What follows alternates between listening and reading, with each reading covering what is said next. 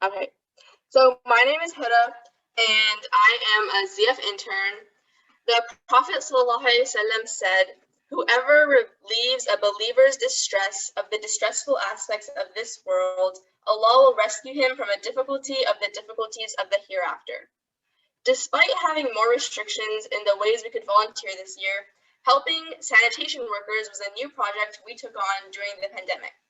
When we think about essential workers, we normally think of doctors, nurses, and grocery store workers, but we forgot about an important group of people who we would notice right away if they weren't around.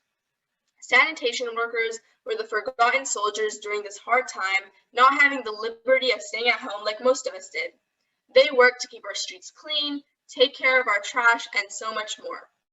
I love that we were able to make them feel appreciated by serving them warm lunches monthly.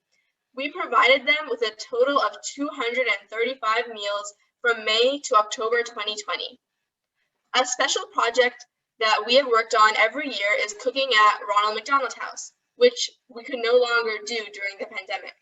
However, we didn't stop our monthly commitment to provide meals for the families of sick children, and as a group, we sponsored meals every month for the whole year.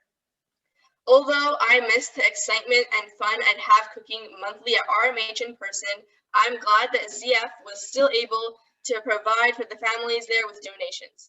It's times like these when it's important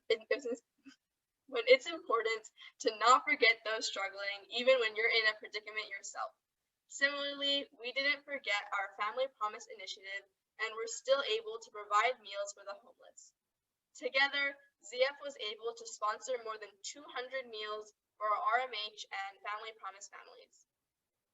Another project we've been working on this year is one that is close to my heart.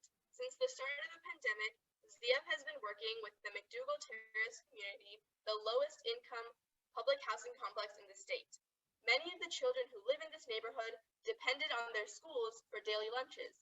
When many residents didn't have a ride to pick up lunches for their kids that were provided by the state, our volunteers began packing lunches and distributed them to the kids in the neighborhood.